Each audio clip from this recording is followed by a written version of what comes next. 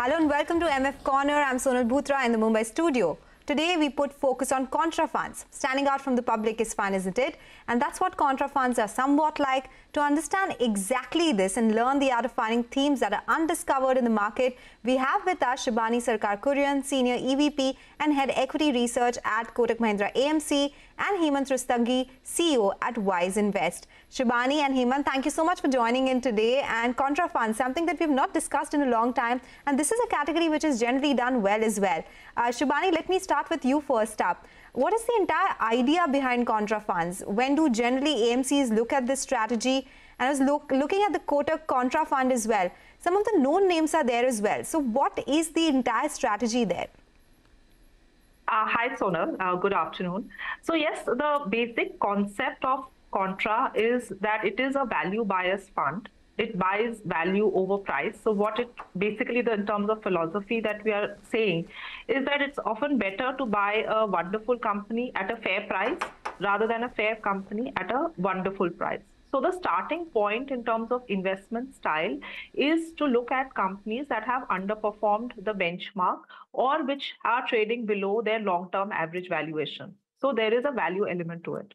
For us at Kotak Contra, while it is value biased, it goes one step forward in terms of strategy. And therefore, while we are investing contrarian to the market in terms of the sectors and stocks that we are selecting in the portfolio, we are also looking at triggers that will lead to multiples re-rating over a medium-term perspective.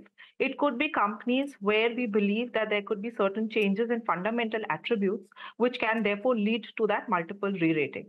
So for us, while the basket of stocks that we choose for in terms of the composition of the fund is value, and therefore we are looking at stocks or sectors that have underperformed the market, but there is a overlying theme on top of it where we use our internal model of business management in order to identify these companies where there will be re-rating or triggers for re-rating in terms of the sector or for the companies that we are buying or building into our portfolios. So that's the basic theme when we are looking at Contra in terms of how we manage Contra as a strategy at Kotak. Okay, all right. Hemant, getting you in the conversation as well. It is not a category which sees a lot of schemes already. So what do you think is the entire idea here when fund managers go about looking at the strategy? What are some of the major points? Oh, you're absolutely right, Sona. I think there are just 3 funds in the industry right now. But I think as a strategy, it's a strategy that works really well, but may not be suitable for all kind of investors. The idea is, to put it in a very simple manner, is to maybe buy stocks during the low phase, maybe undergo some pain in the near term and benefit from the long-term potential. I think that's what usually a Contra fund will do. And I think there are a number of opportunities that keep coming their way, especially when the companies are in the turnaround phase or the growth multiples are getting re-rated, or when the growth companies are available at cheaper valuations. So I think there are a number of opportunities that fund managers can look at and benefit from that. So I think, again, I personally feel that Contra Fund can be a great addition, especially for those investors who have experience, who have built a decent size of portfolio already, and they can kind of supplement their long-term portfolio by including Contra Fund in their portfolio. All right. Shibani, coming to you, first I wanted to understand what are some of the benefits that an investor can look at when it comes to investing in Contra Funds. And I was looking at the performance of Kotak India Contra Fund as well. It's done well over a 1-year period, over a 2-year period, over a 10-year period as well. But the constituents, some of them are some of the well-known names, the likes of HDFC Bank, ICICI Bank, Infosys, Reliance Industries. So I just wanted to understand the composition here again.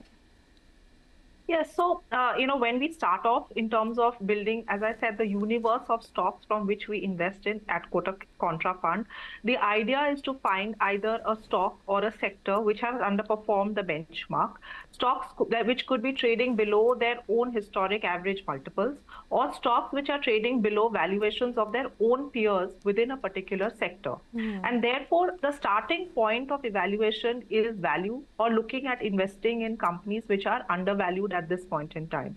And therefore, from an investor perspective, if you're looking at a fund which, of course, with a longer term investment horizon, in order to fulfill the potential of these contrarian opportunities, this sort of a fund is clearly suitable for those investors, especially also in times of volatility, because there is a value bias in terms of how we run Contra. This is also something that is possibly sound as an investment opportunity in times of volatility. Of course, one has to be a little patient because many of these companies or sectors are contrarian to the current market theme, and therefore there has to be some time given for that theme or for that stock view to play out and lead to re-rating of valuation multiples, which is the basic idea behind how we construct the portfolio.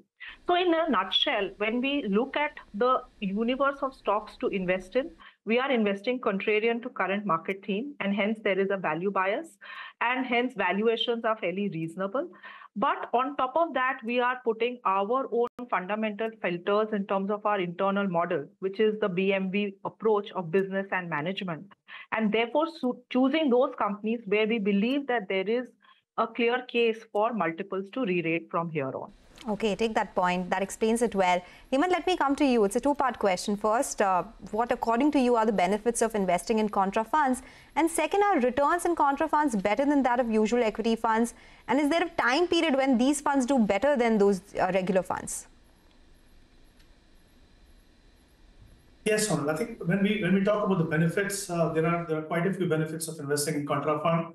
One, I think they have the potential to deliver higher return than the normal diversified fund.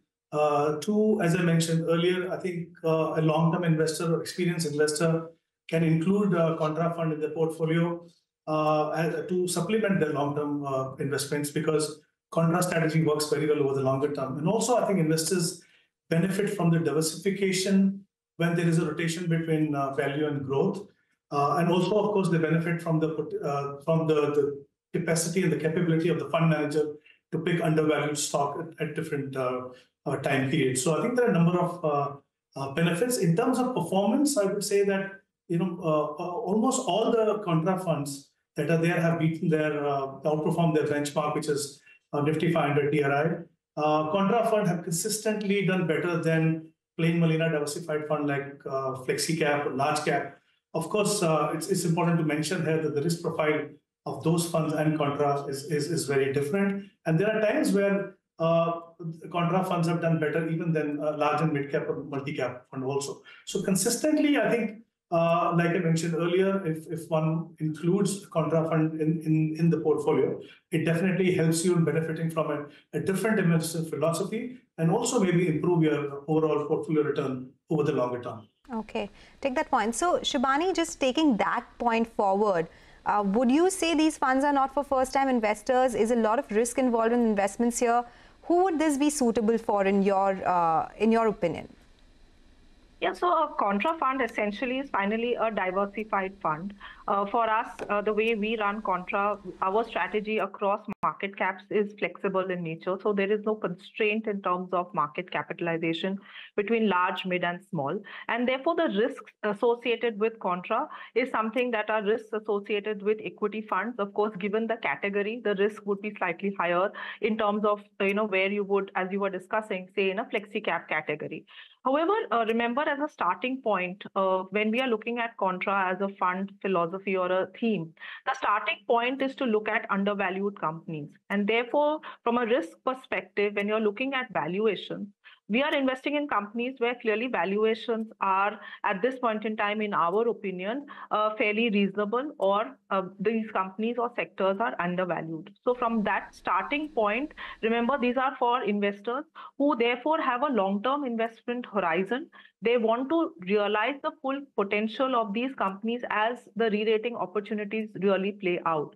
And also, as I was mentioning earlier, that in a market which is typically volatile, because the overall composition of the fund is such that your valuations are reasonable, this could be sound investment opportunity, especially in times of volatility. To give you an example, today the way we run Kotak Contra Fund, the PE of the fund on a trailing 12-month basis is lower than the PE of the benchmark, which is NSE 500. However, the ROE of the fund, which is return on equity, is higher than that of the benchmark. So we are buying essentially sound companies with, we believe, have potential to re-rate, but today trading at reasonable valuations. And that is reflected in the characteristics of the portfolio. Okay, all right. Take that point. So, Hemant, similar question for you. What do you think in this case? What's your opinion? Would there be some risk involved for first-time investors here? Yes, I think I would say that, although if you look at Contra Fund composition, they are diversified by nature. And if you do the analysis of the portfolio mix, it's more like a multi-cap fund, but obviously there is a bias towards the large cap.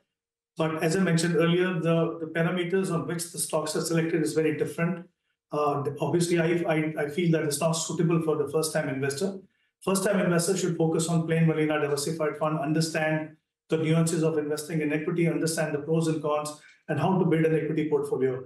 And as I mentioned earlier, I think they should be including Contra Fund in the portfolio, which is a must, I believe, for a long-term investor, only when they have gained enough experience, but not at the start. So there are obviously a couple of risks involved there, because what we have seen in the past, and it can happen even in future, that if things do not work out the way it is envisaged by the fund manager, or maybe there's some issue with the analysis of the fund manager or the stock selection, there can be prolonged periods of underperformance. So I think investors must realize that there are pros and cons of investing in Contra Fund, and they must look at their own risk profile before they make a decision to invest in these funds. Okay, all right. We take that point. It's a very important chat. We'll continue this, but we have to get a quick commercial break. On the other side, we'll continue our discussion on Contra Funds with Shibani, Sircar, Kurian and Hemant Rustagi. Stay tuned for that conversation.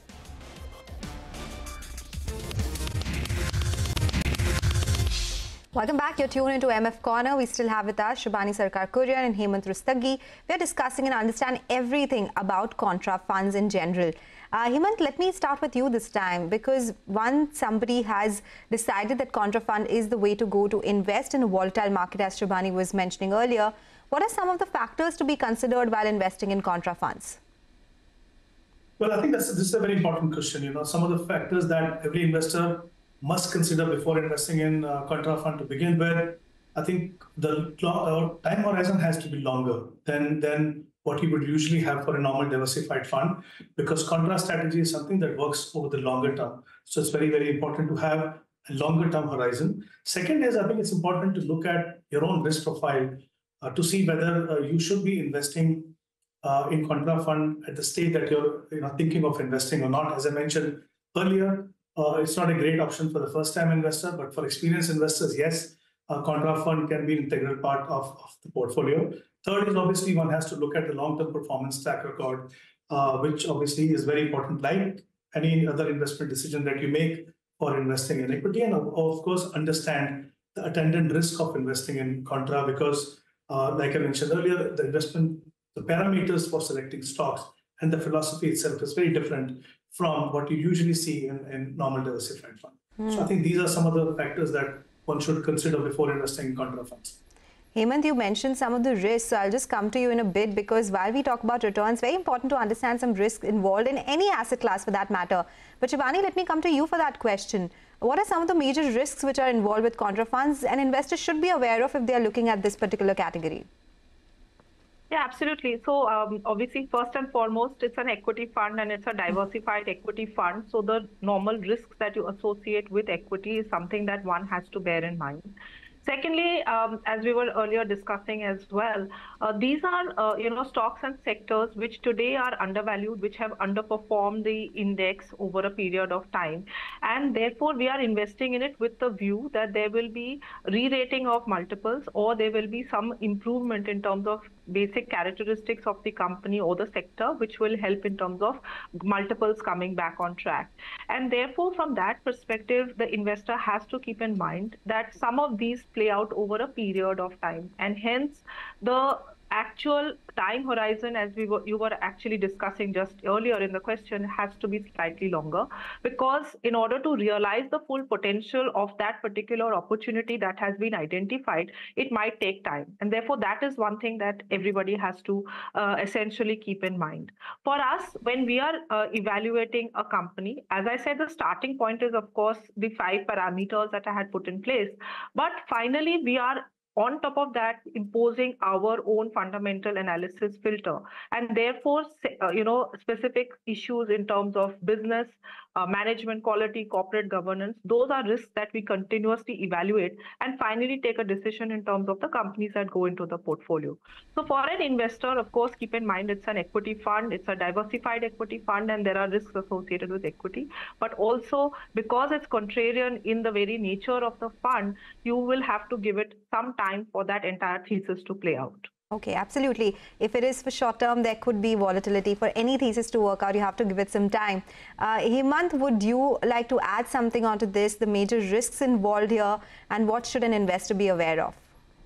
No, I think just like I mentioned earlier, there are a number of risks, but I think one of the important factors also, as I mentioned earlier, is that, if things do not work out the way it's emphasized by the fund manager, there can be prolonged periods of underperformance. So I think it's very important for investors to realize that he or she should have the wherewithal to wait out for this prolonged period, because, for someone who is not experienced investor, he or she can get a little jittery when the performance is not there, or when you see other category of funds doing very well in your portfolio.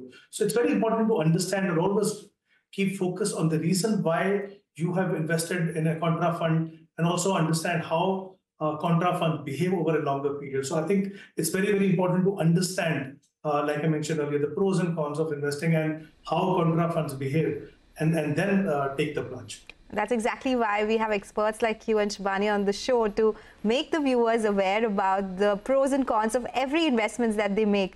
Shibani, you were speaking about how value is the reason, reasonable valuations, the contra theme is the reason why this particular asset category or this fund is formed. So can we say there's no difference between a contra fund and a value fund? Both would work better in volatile markets. How can one look at these two categories separately, or they have to be seen in the same way? So when contra is usually evaluated, it is evaluated in the value category. But for us, if you look at the way we manage Kotak Contra Fund, yes, there is a value bias to it, but it goes beyond value. So it's a value plus for us. So the way we look at it, as I said, if you look at the investment universe, the universe has to be companies where multiples or valuations are reasonable. The sector or the stock should have underperformed and hence not in favor at this point in time. And therefore, you are investing contrarian to the market, and hence there is a value bias to it.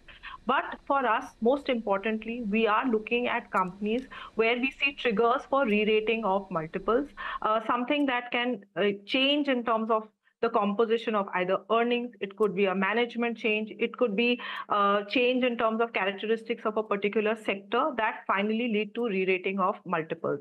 So for us, a stock coming into the portfolio, while there is a value bias to it, it is not just value, it is something on top of value where we are seeing a trigger for re-rating, and hence the theme of contrarian investment as we are calling it.